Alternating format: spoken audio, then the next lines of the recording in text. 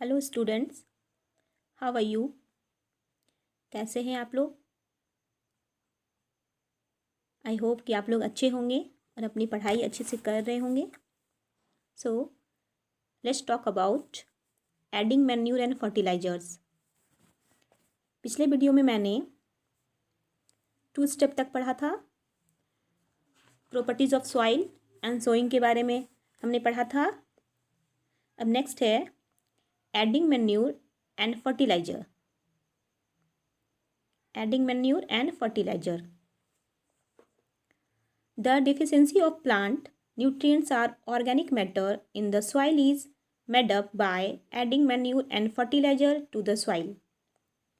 Farmers क्या करते हैं, सॉइल में फर्टिलाइज़र को और मैन्यूर को ऐड करते हैं ताकि मिट्टी फर्टाइल बना सके। और एडिंग ऑफ मैन्यूर जो होता है वो एक ऑर्गेनिक मैटर होता है या प्लांट्स का मैटर होता है। जैसे प्लांट जो वेस्ट मटेरियल होते हैं, एनिमल के वेस्ट मटेरियल होते हैं, उससे मैन्यूर तैयार किया जाता है और केमिकल से फर्टिलाइज़र तैयार किया जाता है।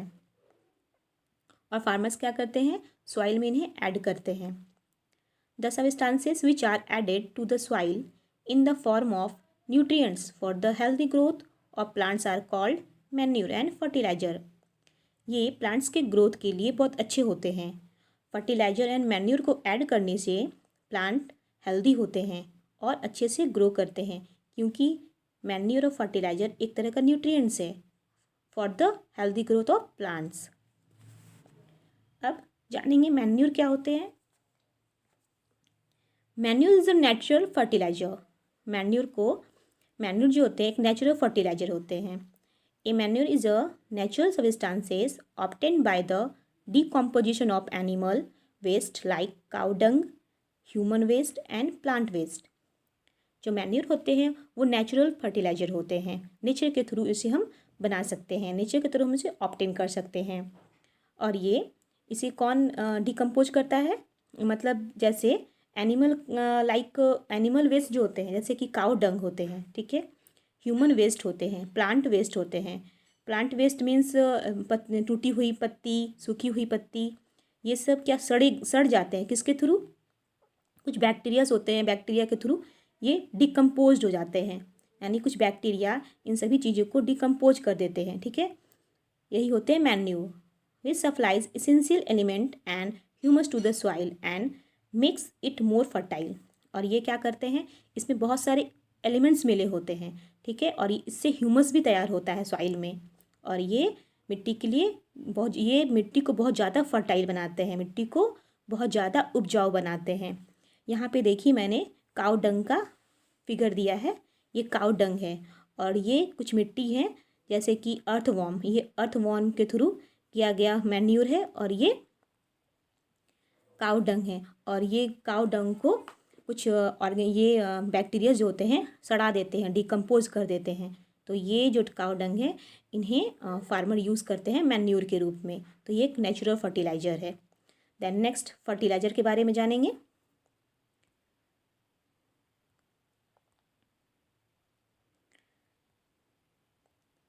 Fertiliser. A fertiliser is a salt और an organic compound. Fertilizer are very rich in plants nutrients like nitrogen, phosphorus and potassium. ये जो होते हैं फर्टिलाइज़र एक ऑर्गेनिक कंपाउंड होते हैं, ठीक है, और ये प्लांट्स के लिए बहुत ज़्यादा न्यूट्रिशन देते हैं। यानी ये रिच अमाउंट में प्लांट्स को न्यूट्रिशन प्रोवाइड करवाते हैं।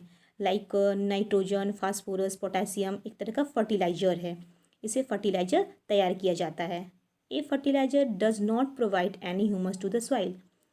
फर्टिलाइज़र जो होते हैं वो सॉइल में ह्यूमस प्रोवाइड नहीं करते हैं, क्योंकि ये नेचुरल नहीं होते हैं। फर्टिलाइज़र मैन मेड होते हैं और इसे बनाने के लिए फैक्ट्रीज चाहिए और ये फर्टिलाइज़र फैक्ट्रीज में बनते हैं।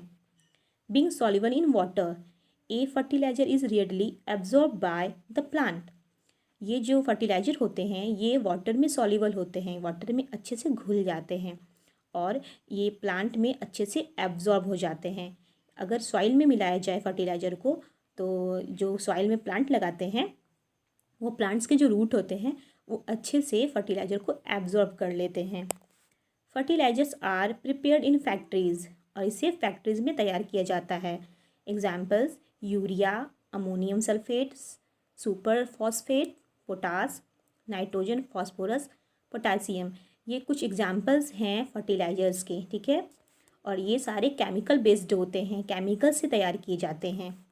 जैसे यहाँ पे देखिए एक फार्मर है, वो क्या कर रहे हैं, देखिए यूरिया, ये यूरिया है, इस यूरिया को स्प्रेड कर रहे हैं क्रॉप प्रोडक्शन में, ठीक है। देखिए यूरिया है, ये एक तरह का फर्टिलाइज़र है, ठीक है। शायद आपने इस फर्टिलाइज़र को देखा होगा, ठीक है। अब नेक्स्ट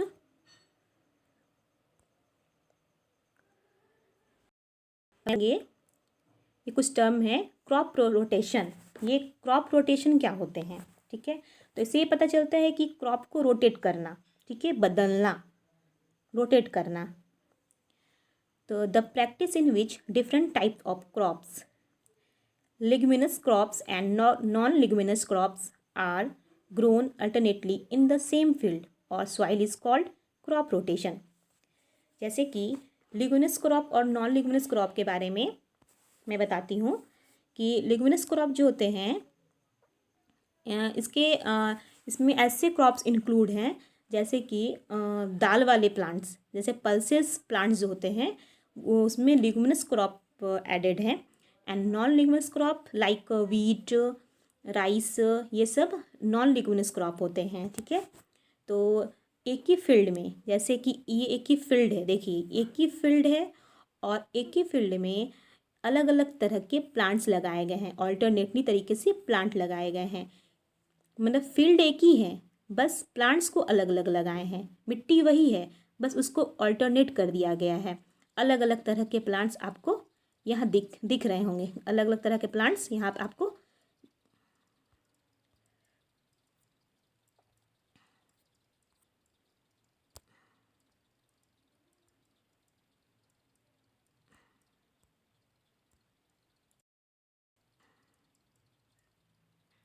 देखिए यहाँ पे अलग अलग तरह के प्लांट्स आपको दिख रहे होंगे, देखिए, ठीक है।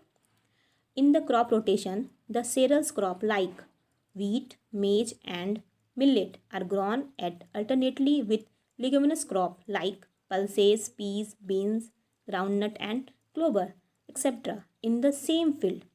एक ही फील्ड है, आप चाहे तो वीट भी लगा सकते हैं, यानी वीट जो मेज है वो लेगुमिनस क्रॉप में आते हैं, और बी, पिंस, ग्राउंड नट वो नहीं, सॉरी, ये वीट, मेज एंड मिलेट जो होते हैं वो नॉन लेगुमिनस होते हैं। And beans, ground nut, pulses, pea, ये लेगुमिनस क्रॉप होते हैं। तो ये दोनों को आप एक ही फील्ड में लगा सकते हो ऑल्टरनेट तरीके से, बस फील्ड वही होनी चाहिए, मिट्टी वही होनी चाहिए। तो आगे पढ़ेंगे। For example when is cereals crop like maize crop is grown first, it take away a lot nitrogen from the soil for its growth and makes the soil nitrogen deficiency. जैसे कि यहाँ हमने बताया कि क्रॉप रोटेशन के बारे में, कि क्रॉप रोटेशन क्यों किया जाता है, क्योंकि अगर आपको पता है कि हम लोग नाइट्रोजन, मतलब हमारे जो प्लांट्स होते हैं वो नाइट्रोजन को एटमॉस्फेयर से डायरेक्टली रूप से एब्जॉर्ब नहीं कर सकते हैं। और आपको ये भी पता है कि एटमॉस्फेयर में 78% नाइट्रोजन प्रेजेंट होते हैं और प्लांट्स उसे डायरेक्टली रूप से नहीं एब्जॉर्ब कर सकते हैं। और नाइट्रोजन जो होते हैं प्लांट्स के लिए बहुत ज़रूरी हो, मिट्टी के लिए बहुत ज़रूरी होता है। उससे क्या होता है, प्लांट्स को न्यूट्रिएंट्स मिलते हैं। तो ये जो है, जो जैसे कि मैंने बताया लेगुमिनस क्रॉप के बारे में, तो लेगुमिनस क्रॉप जो होते हैं इसके अंदर पल्सेस, पीस, बीन्स, ये सब जो होते हैं दाल वाली प्लांट होती है, यानी फलीदार प्लांट्स। लेगुमिनस को फलीदार प्लांट्स बोला जाता है। तो आगे पढ़ते हैं कि ये क्यों लगाए जाते हैं।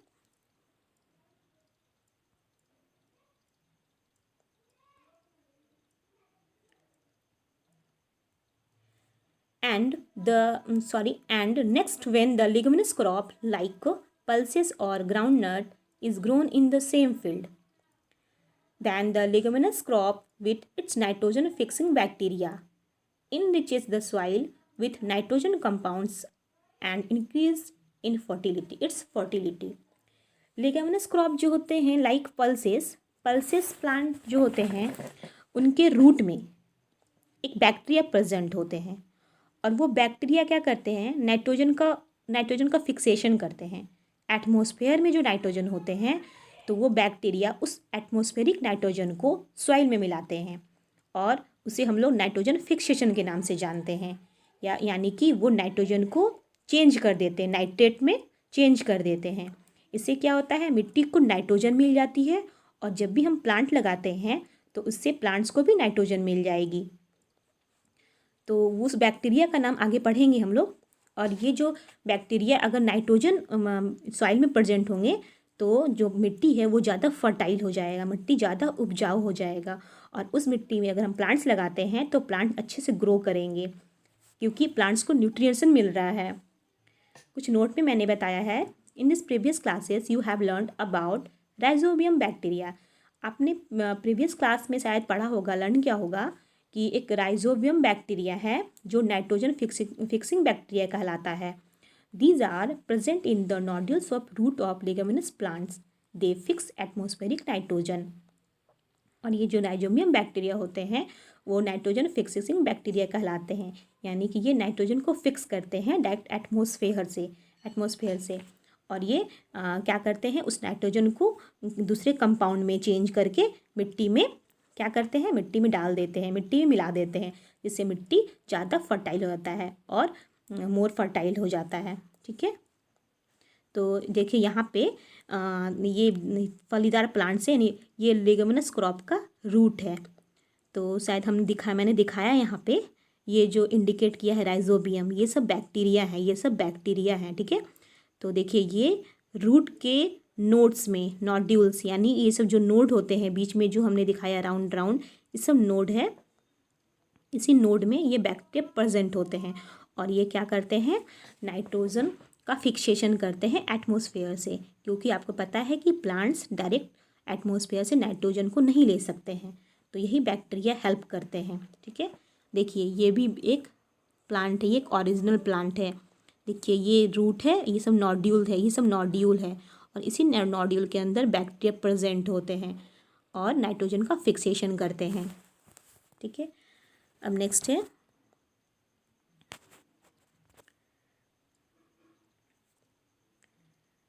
अब पढ़ेंगे हम लोग difference between fertiliser and manure.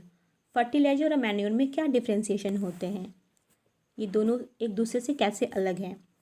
तो 1 number, fertiliser is manmade inorganic salt. ठीक है, ये मैनमेड होता है, मैंने पढ़ाया। Manure is a natural substance obtain by the decomposition of cattle dung and plant residues. मैंने आगे पढ़ाया था कि मैन्योर जो होते हैं नेचुरल सब्सटेंसेस होते हैं, जैसे कैटल डंग जो एनिमल्स होते हैं उसके वेस्ट एंड प्लांट्स के वेस्ट, इसके डिकम्पोजिशन होने से यानी इसके सड़ने से मैन्योर तैयार होता है। और जो ये फर्टिलाइज़र है ये मैन मेड है, इन्हें बनाने के लिए लोगों की ज़रूरत पड़ती है, ये एक तरह का इनऑर्गेनिक साल्ट है।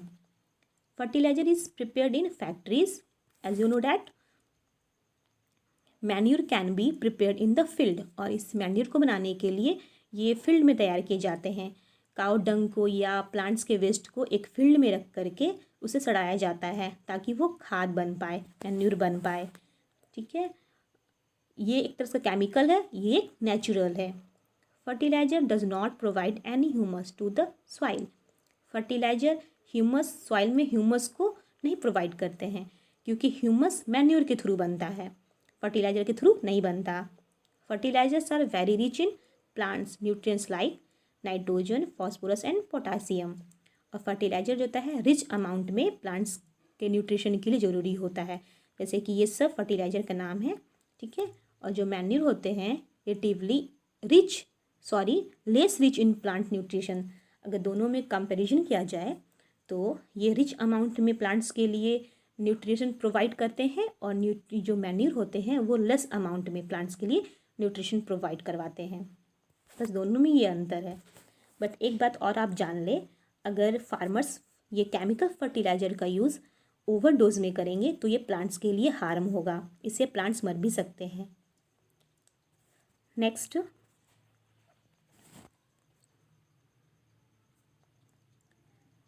अब जानेंगे हम लोग कि एडवांटेज ऑफ मैन्योर। मैन्यूर के क्या लाभ होते हैं, ठीक है। The organic manure is considered better than fertiliser because, लेकिन माना जाता है कि ये ऑर्गेनिक मैन्यूर जो होते हैं वो ज़्यादा बेटर होते हैं फर्टिलाइज़र से, यानी एक केमिकल फर्टिलाइज़र से ज़्यादा बेटर होते हैं मैन्यूर। वो क्यों होते हैं पढ़ेंगे। It enhances the water holding capacity of the soil. Manure जो होते हैं उसमें वाटर को होल्ड करने का, वाटर को एब्जॉर्ब करने का कैपेसिटी ज़्यादा होता है। अगर सॉइल में मैन्यूर को ऐड किया जाए तो सॉइल क्या करते हैं, इसे अच्छे से एब्जॉर्ब करते हैं, ठीक है। It makes the soil porous due to which exchange of gases become easy. और ये क्या करते हैं, मिट्टी को मतलब ओपन करते हैं, मिट्टी को ओपन करते हैं ताकि गैसियस एक्सचेंज हो पाए, गैस एक जगह से दूसरी जगह जा पाए। In it enriches the number of friendly microbes. और ये क्या करते हैं, जैसे कि आपको पता है कि फार्मर्स के लिए जो अर्थ वार्म होते हैं वो फ्रेंड होते हैं। तो मिट्टी में कुछ अर्थ वार्म प्रेजेंट होते हैं। अभी मैंने एक फिगर में दिखाया था कि अर्थ वार्म वाला मिट्टी, तो ये अर्थ वार्म जो होते हैं कुछ माइक्रोब्स होते हैं, जैसे कि जो माइक्रोब्स जो आँख से नहीं दिखते हैं, लाइक बैक्टीरिया, बहुत सारे ऐसे चीज़ होते हैं जो मिट्टी में मिले होते हैं। और वो क्या करते हैं, मिट्टी को मोर फर्टाइल बनाते हैं, ठीक है। तो मैन्यूर से क्या होता है, कुछ कुछ माइक्रोब्स भी होते हैं जो फार्मर्स के लिए फ्रेंड होते हैं और मिट्टी को फर्टाइल बनाते हैं। It improves the texture of the soil. और ये क्या करते हैं, जो सॉइल होता है वो सॉइल को एक मतलब इम्प्रूवमेंट देते हैं, उसको सुधारते हैं, उसका एक आकार देते हैं, मतलब टेक्सचर तैयार करना, एक सॉलिड बनाते हैं, सॉलिड चीज़ बनाते हैं। मिट्टी में सारे न्यूट्रिशन जो होते हैं उसमें कोई हार्म ना हो, उसमें कोई भी प्लांट लगाएं हम तो अगर मैन्यूर डाल दें हैं तो उस प्लांट्स को कोई हार्म नहीं पहुंचता है। देन अगर हम वही केमिकल फर्टिलाइज़र का यूज़ करेंगे उस प्लांट्स को लगाने में, अगर ओवर डोज देते हैं फर्टिलाइज़र का तो वो प्लांट को शायद हार्म पहुँचे, और मैन्यूर से कोई हार्म नहीं है, ठीक है। नेक्स्ट है 4th नंबर स्टेप, इरिगेशन। तो ये इरिगेशन होते क्या हैं, तो इसके पहले कुछ मैं बता दूं कि जैसे कि all living beings need water to life, ठीक है। जितने भी जो जीवित चीज़ हैं, जो लिविंग ऑर्गेनिजम्स हैं, उसे ज़िंदा रहने के लिए वाटर की ज़रूरत होती है। Water is important for proper growth and development. और वाटर जो होते हैं ग्रोथ के लिए, विकास के लिए, डेवलपमेंट के लिए बहुत ज़्यादा इम्पॉर्टेंट होते हैं, ठीक है। Water is absorb by the plants root along with the water minerals and fertilisers are also absorb. और वाटर क्या करते हैं, वो मिनरल्स को एब्जॉर्ब करते हैं, उसके बाद फर्टिलाइज़र को एब्जॉर्ब करते हैं और रूट तक पहुंचाते हैं, और ये रूट्स के थ्रू हमारे प्लांट्स को ये सारे न्यूट्रिएंट्स मिलते हैं, ठीक है। तो प्लांट्स कंटेन नियरली 90% वाटर, और प्लांट्स क्या करते हैं 90% तक वाटर को एब्जॉर्ब करते हैं, तभी वो ज़िंदा रहते हैं। जो वाटर इतनी नेसेसरी होती है प्लांट्स के लिए, ठीक है। तो आज हम पढ़ेंगे इरिगेशन के बारे में। तो the supply of water to crops at regular interval is called irrigation, ठीक है। कि जब हम रेगुलर रूप से प्लांट्स को पानी दें तो उसे हम इरिगेशन कहते हैं। इरिगेशन को हिंदी में सिंचाई कहते हैं हम लोग, सिंचाई करना, पानी खेतों में पानी देना। प्लांट्स जब लगाते हैं तो हम पानी ज़रूर देते हैं, तो उसी प्रोसेस को हम लोग इरिगेशन कहते हैं, ठीक है। अब ये इरिगेशन के लिए कुछ सोर्स तो होंगे, source of irrigation. The sources of water for irrigation are wells, tubewells, lakes, rivers, dams and canals. Even rain is a source of irrigation of crops. तो जैसे कि वेल, कुआं होते हैं, कुछ ट्यूबवेल होते हैं, पॉन्ड्स होते हैं, तालाब, झीलें होती हैं, नदी होती हैं, डैम्स होती हैं, कैनल्स होती हैं। तो ये सब का यूज़ करके फार्मर्स क्या करते हैं, वहाँ से वाटर निकाल करके क्रॉप प्रोडक्शन में लगाते हैं। जिस फील्ड में उसने क्रॉप लगाया है, और इन सब का यूज़ करके वो यहाँ से पानी निकाल करके वो खेतों में पानी देते हैं। Even rain is a source of irrigation of water. यहाँ तक कि जो बारिश की पानी होती है उससे भी इरिगेशन हो जाता है। अगर बारिश होती है तो वैसे डायरेक्टली रूप से हमारे क्रॉप्स को पानी मिल जाती है, ठीक है। देखिए जैसे यहाँ पे आप देखिए ये पाइप है, इसके थ्रू पानी गिर रहा है और ये पानी निकल करके ये जहाँ पे क्रॉप लगा वहाँ चले जाते हैं। देखिए ये एक मशीन्स है, ये पानी दूसरे दूसरे जगह से आ रही है। जैसे कहीं पॉन्ड होगा, ये पॉन्ड में फिट कर दिया गया होगा, पॉन्ड का पानी यहाँ आ रहा है, फिर ये पानी यहाँ जा रहे हैं। ये भी जैसे कि कोई किसी रिवर में लगा होगा और वहाँ रिवर का पानी यहाँ आ रहे हैं, फिर ये पानी फिर खेतों में जा रहे हैं। इससे क्या हो रहा है, इरिगेशन हो रहा है, इससे हमारे क्रॉप्स को वाटर मिल रहा है। Then next, there are 2 methods of irrigation. यहाँ पे 2 मेथड्स हैं इरिगेशन के। एक है ट्रेडिशनल मेथड ऑफ इरिगेशन और नेक्स्ट है modern method of irrigation. Modern एक ट्रेडिशनल, एक मॉडर्न। तो the various traditional method of irrigation, तो ट्रेडिशनल मेथड भी बहुत सारे होते हैं, ठीक है, वेरियस होते हैं। जैसे कि एक नंबर है मोट, इसे हम लोग पुली सिस्टम कहते हैं। सेकंड चेन पम्प, फिर थर्ड है डेकली एंड फोर्थ है रहत लेबर सिस्टम, ठीक है। जैसे कि यहाँ पे दिखाया गया फिगर में, जैसे कि ये मोट है, ठीक है, ये है चेन पंप, ये है राहत, ये है ढेकली, ठीक है। ये सब ट्रेडिशनल है, फार्मर्स ट्रेडिशनल रूप से इसका यूज़ करते थे। लेकिन आज के मॉडर्न में कुछ अलग सिस्टम है। जैसे कि यहाँ पे देखिए फार्मर पानी को पुल कर रहे हैं, पुली सिस्टम, मतलब ये देखिए यहाँ पे पुल लगा हुआ है, घिरनी टाइप का लगा हुआ है, इससे ये पानी खींच करके यहाँ प्लांट्स में डाल रहे हैं। फिर देखिए चेन पंप में है, ये चेन लगा हुआ है, चेन के थ्रू पानी खुद जा रहा है। फिर देखिए रेकली में क्या हो रहा है कि यहाँ पे एक वुड वाला मतलब लकड़ी वाला एक पाइप जैसा लगा हुआ है, लकड़ी का बना हुआ है, इसमें एक बकेट लगा हुआ है और ये ऊपर नीचे जा रहे हैं, पुल्ड हो रहे हैं और पानी वेल से आ रहे हैं और ये पानी को देखिए खेतों में डाल रहे हैं।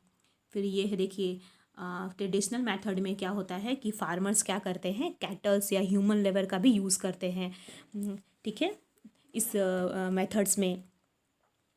सो देयर मेथड्स आर चीपर। ये मेथड्स कुछ चीपर होते हैं, मतलब कुछ ज़्यादा मतलब होता है, एक हाईलाइट वो नहीं होते हैं, एक चीपर होते हैं, ठीक है। सस्ते में इसे काम चला लेते हैं फार्मर्स, ठीक है। इसमें कैटल्स का भी यूज़ कर सकते हैं फार्मर्स, ह्यूमन लेबर भी करते हैं। जैसे यहाँ पे देखिए कैटल का यूज़ किया है, कैटल गोल गोल घूमेंगे और पानी से आएंगे और पानी डायरेक्ट खेतों में जाएंगे। ये है ट्रेडिशनल मेथड्स, मैंने फिगर के द्वारा समझा दिया। नेक्स्ट है modern method of irrigation. The modern method of irrigation helps us to use water economically by preventing its waste. Two main modern method of irrigation are sprinkler method system and drip system. तो ये दोनों modern method हैं। तो इसमें farmers क्या करते हैं आजकल, मतलब नाउ डेज ये दोनों मेथड ज़्यादा यूज़ हो रहे हैं, ठीक है। जैसे कि इसमें क्या होता है स्प्रिंकलर में कि इस मेथड का यूज़ फार्मर ज़्यादा करते हैं। This system is more useful on the uneven land water. Sufficient water is not available. ठीक है, देखिए the perpendicular pipes having rotating nozzle on tip. यहाँ पे देखिए एक पाइप लगा होता है परपेंडिकुलर स्प्रिंकलर सिस्टम में, और ये देखिए यहाँ पे नोज़ल लगे हुए हैं, ये सब नोज़ल लगे हुए हैं, ठीक है। तो ये सब जो होता है जहाँ का लैंड मतलब वो पैरेलल लैंड ना हो, ठीक है, ऊपर नीचे करके लैंड हो और वहाँ पे प्लांट्स लगे हो, तो इसमें जो पाइप होती हैं उसको कैसे लगाया जाता है, परपेंडिकुलर पाइप्स लगाए जाते हैं। और हर नोज़ल के टिप पे एक मतलब पाइप के टिप पे एक नोज़ल लगे होते हैं और इसी नोज़ल के थ्रू पानी क्या होते हैं, इसी नोज़ल के थ्रू वो मतलब पाइप घूमने लगते हैं, ठीक है। और इसकी एक अलग अलग डिस्टेंस होती है, एक इक्वल डिस्टेंस होती है, ठीक है। और ये एक मेन पाइप है, ये मेन पाइप है और मेन पाइप से पानी निकल के नोजल के थ्रू घूमता है और फिर ये पानी क्या होते हैं, स्प्रेड होते हैं खेत में, यानी पानी क्या होते हैं, स्प्रेड होते हैं, इससे सारे प्लांट्स को पानी मिल जाता है, ठीक है।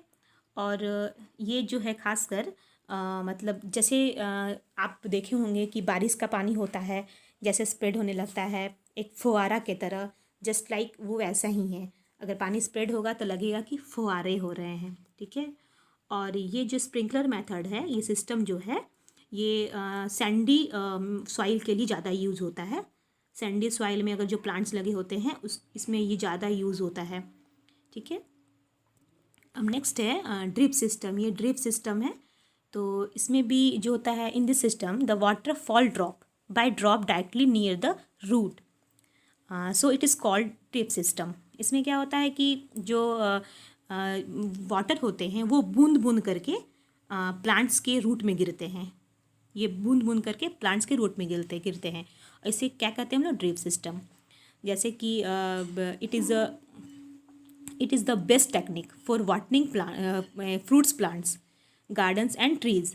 और ये बहुत बेस्ट टेक्निक होता है जिस प्लांट्स में फल होते हैं, गार्डन्स और ट्रीज़ में पानी देने के लिए, वाटर देने के लिए एक बेस्ट टेक्निक होता है ये टेक्निक, ठीक है। इससे क्या होते हैं, प्लांट्स को बूंद बूंद करके वाटर मिल जाता है और इससे पानी भी वेस्ट नहीं जाता है। वाटर क्या होता है, वेस्ट नहीं होता है। और ये जो वाटर है, ऐसे एरिया जहाँ पे पानी की कमी हो तो उसके लिए वरदान होते हैं ये ड्रिप सिस्टम। नेक्स्ट है, सॉरी, तो आज के लिए इतना ही वीडियो। अब नेक्स्ट वीडियो में मिलती हूँ। So thanks for watching my video.